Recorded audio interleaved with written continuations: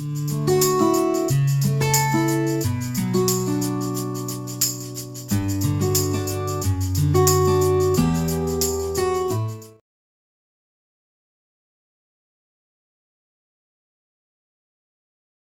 morning, students.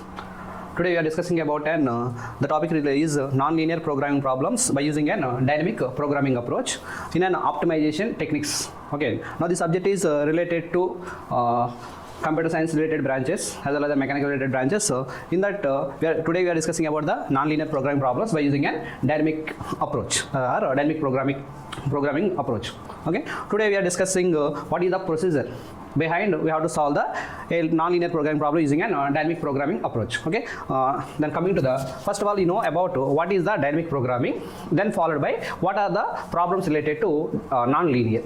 Okay. In the non-linear programming problems, we have to observe that the nature of the objective function. Okay. If the objective function nature is just like as a linear, that is related to linear programming problem. Then that is related to non-linear, that problem related to non-linear program. Okay. For example, I would like to see what about an non-linear, what about an linear. Okay. Then coming to then linear programming problems. The nature of the objective function just like this man, that is an a x1 plus b x2 plus c x3 and so. That means the power of the variables, the power of the decision variables must be 1 only. Then only the problem is related to linear programming problem. Okay. Then coming to the non-linear programming problem. Then coming to the non-linear programming problems. The objective function just like this. Okay. That means a x1 cube, b x2 square, c x3 power 1. Okay, that means the power of the objective function must be varied. Okay, instead of an the power must instead of a linear program. That is the difference between linear as well as a non-linear programming. Okay, then coming to the next part, we know about what is the dynamic programming. Okay, that means what is a deep.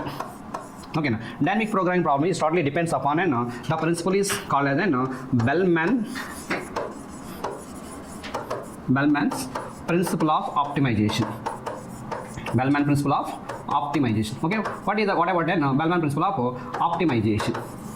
Okay, that means in this optimization problem, every problem having an optimum solution. Again, that optimum solution we have to find by dividing the entire problem into n number of parts. N number of parts. Okay, in that that means we have an problem again just like this. Okay, this is our problem. Okay, in the entire problem we have to divide into n number of parts.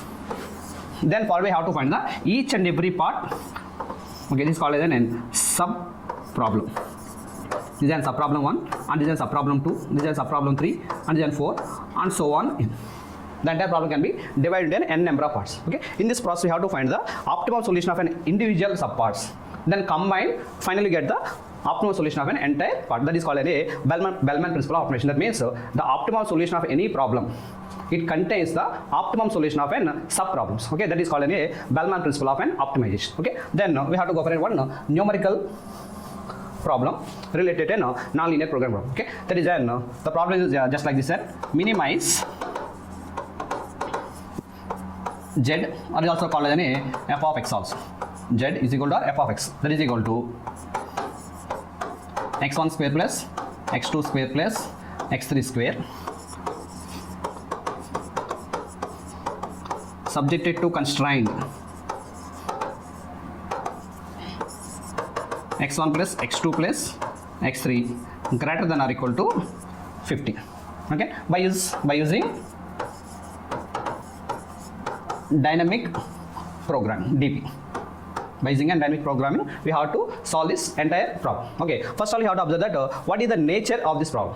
Okay, in the linear programming problem also, we have to solve by using a dynamic programming problem. Okay, first of all, you have to observe that what is the nature of the objective function. Okay, by observing the objective function, that must contains. Okay, that is look like as a non-linear programming. Why? Because the power of the decision variables must be variable here. That is more than 1. That's why the problem is related to non-linear programming problem. Okay, now this non-linear programming problem, first of all, you have to observe that what are the number of variables involved in this problem. Okay, by observing this problem, there are 3 number of variables.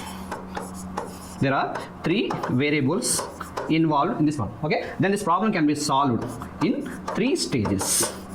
The problem can be solved in 3 stages. Okay, in the stage 1 we have to consider only variable 1 only. Then the stage number 2 we go for a variable 1 and second variable, first and second variables. In the stage number 3 we go for a variable 1, 2 and 3. Okay, and that's why we have this problem. This problem is called a dynamic program. Okay, and the entire problem can be subdivided into the number of parts. Okay, that can be solved. Okay, then go to the solution of the problem. First all you have to write the objective function in 3 different stages. How can you write the objective function in 3 different stages? Okay, first of all I like to write the objective function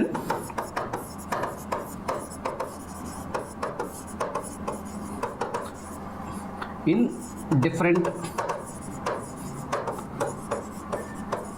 stages. Okay, then objective function in first stage f1 s1.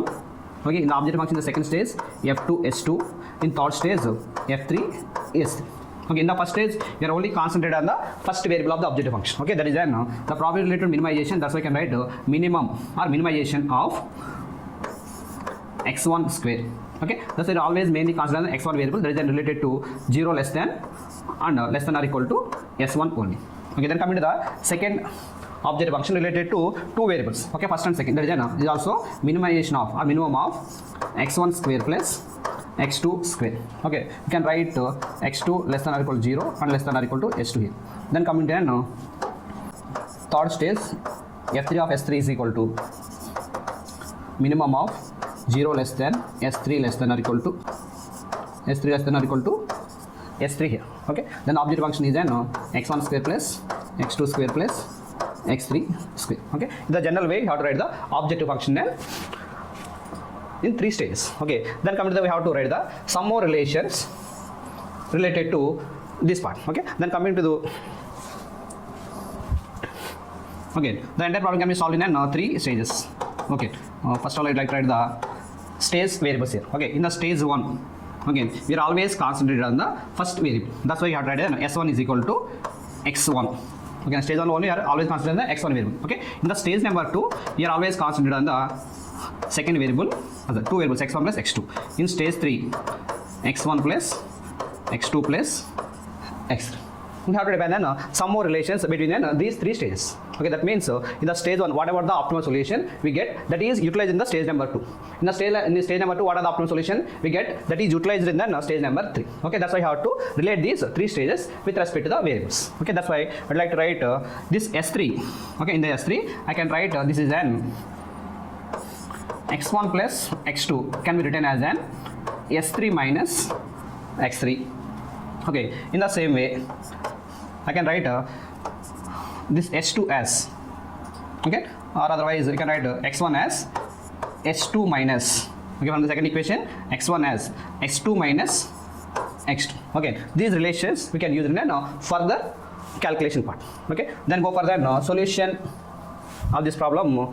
First of all you are trying to in the stage number 1. Okay, the problem related to stage 1, that is solution of the problem in stage number 1. Okay, first of all you have to write in stage number 1 you have to write the objective function in stage number 1 is an minimization of x1 less than or equal to 0 less than or equal to s1, there is an x1 square. Again, in the previous relation we have to write the previous relation we have to write is x1 is equal to h2 minus x2 square. Okay, now to substitute this relation in this equation you can write objective function as an 0 less than x1 less than or equal to s1. x1 can be written as an h2 minus x2 whole square. Okay, we have to write in the previous relation x1 is taken as an h2 minus x2. Okay, that relation we are utilized here. Okay, by observing this objective function, okay, we want to optimize any non-linear programming problem or non-linear equation, we have to differentiate that equation with respect to that variable, then equate to 0. Then only you get the optimal solution, that is a maximization or minimization of the objective function at some point of in that interval. Okay, that's why I would like to take this objective function is I would like to treat as an y that is equal to h2 minus x2 whole square. Okay, for getting an optimal solution, that is an for minimization we must differentiate this objective function with respect to the variables, that is an x1. Okay, then makes equal to 0. Okay, for differentiating this objective function, okay, we have a no x1 variables here. That's why it is unable to differentiate it. Okay, then you have to move for a second stage. Okay, then coming to the second stage of the problem. Okay, I can write here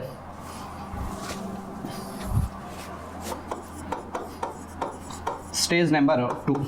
Okay, in the stage number 2 you always consider the second variable, that is an x2 only. Okay, that's why you have to write the second stage objective function is then f of s2 is equal to f2 of s2 is equal to minimum of x2 less than or equal to 0 less than or equal to s2. Okay, that is equal to x1 square plus x2 square. Okay, then how can I write this expression? How can I modify? Okay, then we can modify this equation as n. That means our objective function is totally depends upon x2 only. That means our x1 variable must be converted into x2 by using an previous stage. Okay, that's why I can write this equation as n minimum of 0 less than x2 less than or equal to s2. Okay, I can write x2 as usually, then modify then x1. Okay, now x1 can be written as n s2 minus x2 whole square. Okay, by using the previous relation. Okay, that is then x1 square is equal to s2 minus x2 whole square. Okay, then move to the next part. Okay, this is our objective function in second stage. Okay, then for optimizing this variable in the second stage, okay, we have to write for minimization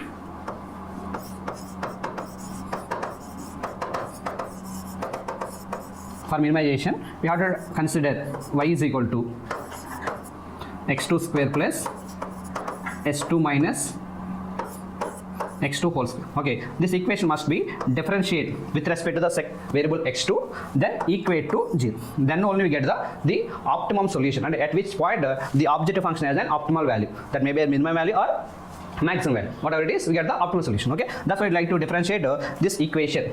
That is an objective function in second stage that can be differentiate with respect to the variable x2. Okay, then the y dash is equal to, okay, for differentiating this equation for x2, this is then 2x2 plus 2 into s2 minus x2, okay, into for minus x2 this is then minus 1 here. Okay, then is equal to 0.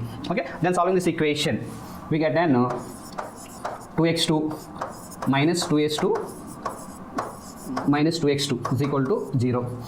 Then 4x2 is equal to 2s2. Then x2 is taken as an s2 by 2. Okay, that means at this point there is an x2 is equal to s2 by 2. F of x has either minimum value or maximum value. Okay, that can be verified. That means at this point object x has a minimum or maximum value. Okay, that can be verified by using this condition. Okay, that is we have to differentiate this y in a second order. Okay, then now we have to verify the condition. Okay, I would like to differentiate this equation again once.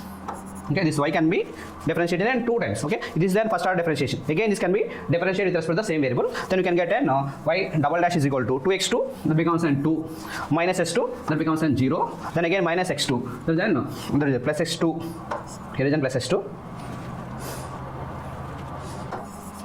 then plus s2, then totally becomes is n 4.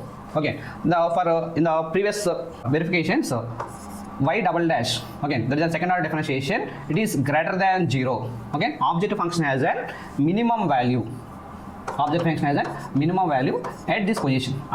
If it is then less than 0, the same objective function has a maximum value at that point. Okay, from this calculation we get y double dash is greater than 0. That means at this x2 is equal to s2 by 2, f of x has a minimum value. Okay, that means you can write in the conclusion, by this confirmation we have to write the conclusion, that is at x2 is equal to s2 by 2, y has minimum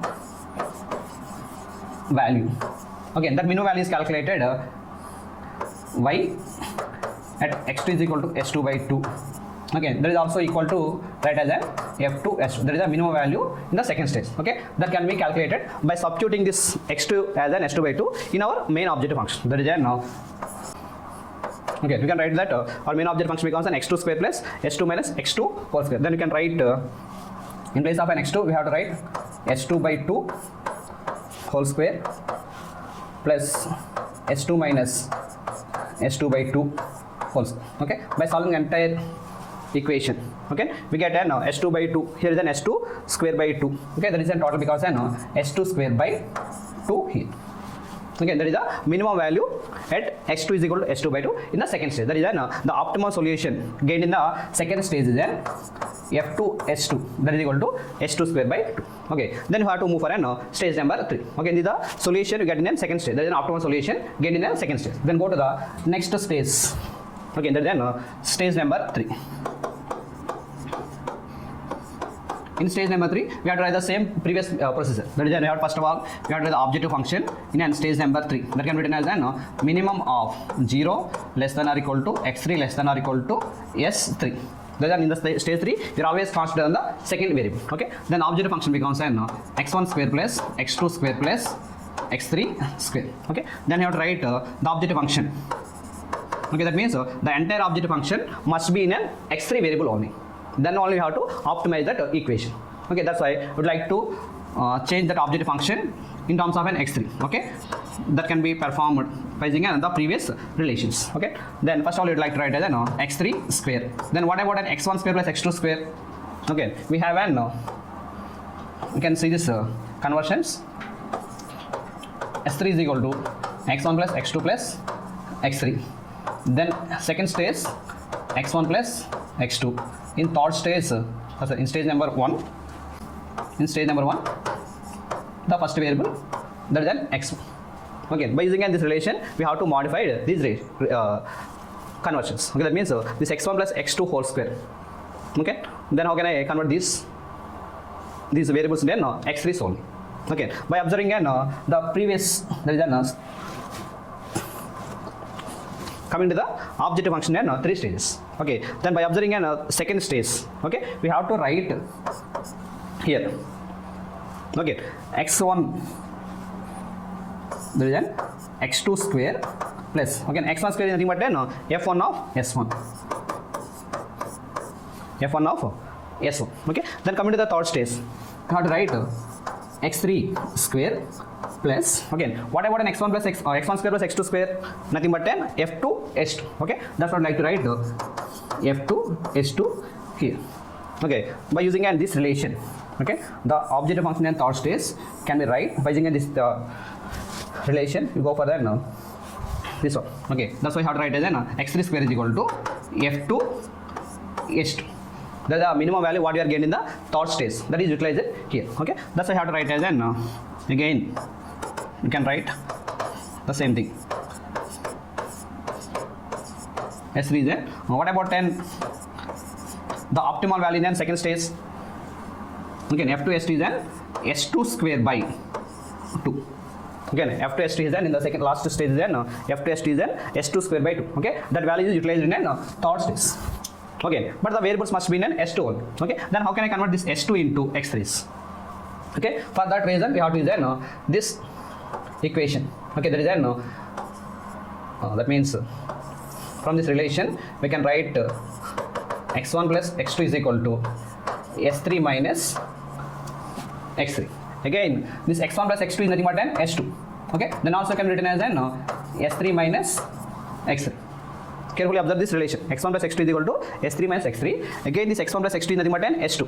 Then x2 can be written as s3 minus x3. That's why I can write this equation as minimum of 0 less than x3 less than s3. I have to write x3 square plus, in place of an s2, I can write s3 minus x3 whole square divided by 2. Okay, now the objective function entirely in an x3 variable only. Then you have to take there is an y. The entire equation is taken as an y. Then y is equal to x3 square plus s3 minus x3 whole square by 2. Okay, for getting the minimum value or maximum value of this objective function, again you have to differentiate with respect to x3, then makes equal to 0. Okay, then differentiating this equation with respect to x3, okay, we get an y dash is equal to, then this is 2 x3 plus 2 into s3 minus x3 can divide by 2 into minus 1 here. Okay, that is equal to 0. Okay, then by solving this equation, that is what you can see here, our y dash becomes 2x3 plus 2 by 2 into s3 minus x3 minus 1 is equal to 0. Okay, then by solving this entire equation, okay, and 2 by 2 get cancelled, then this becomes an 2x3, okay, I have to multiply with 10 minus 1, there is an minus s3 plus x3 is equal to 0. Then you can write s3 as an s3 by 3. Okay, at this point there is an x3 is equal to s3 by 3. This objective function, there is an in the objective function and third stage having an either minimum value or maximum value. Okay, whether this point objective function is minimum value or maximum value, that can be calculated, that can be verified by taking the second order differentiation, that is an y double dash. Okay, this y double dash is greater than 0. This objective function has a minimum value, rather than less than 0, this objective function has a maximum value. That can be verified by applying the second order differentiation. Okay, with respect to that x3 variable. Again, I would like to perform the second order differentiation. Y double dash is equal to, okay, for 2x3 this is n 2, for minus s3 that becomes n minus 0, for x3 that is n plus 1. Then the total value becomes n 3, that is n greater than 0.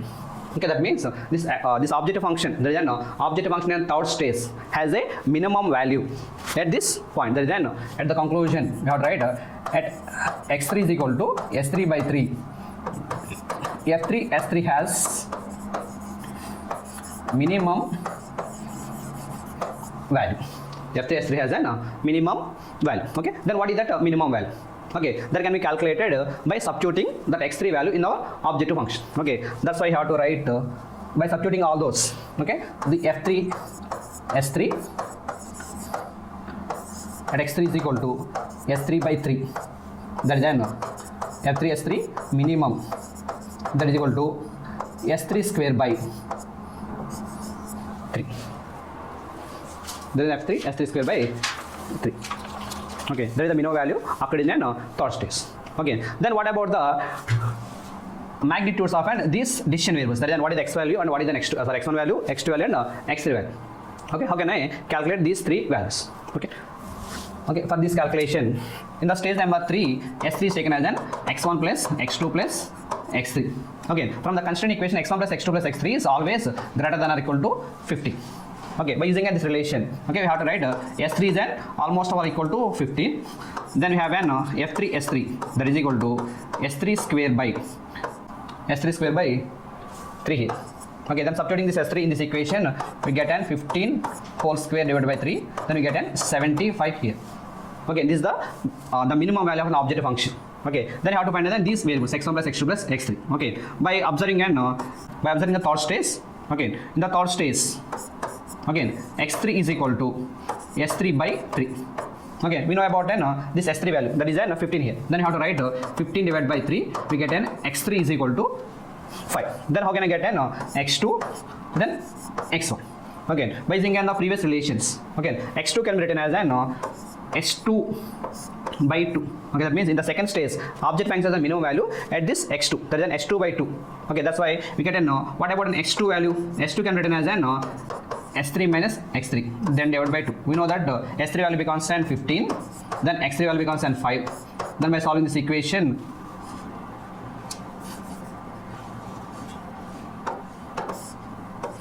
we get an x2 becomes 5 here. S2 value taken as 5. Then coming to x1. Okay, we have relation x1 is equal to h2 minus x2. Then h2 value becomes here 15 minus 5. Then minus x2. Then x2 also becomes 5 here. Then the total value also is 5. Okay, that means in the final conclusion, okay, this objective function, okay, our objective function z has minimum value, that is 75, is achieved at 5 comma 5 comma 5. That means this is an x1 and this becomes an x2 and this becomes an x3. Okay, we finally get the optimal solution of this problem by using a dynamic programming problem. Okay, the entire problem can be solved in a forward recursion technique. Why it is called as forward recursion? We have to start from stage number 1 to the last stage. That's why it is called in a forward. In the backward recursion technique, so we started with an nth stage to stage number 1. Okay, in this problem you have to follow the forward recursion technique. Okay, thank you very much for listening this lecture.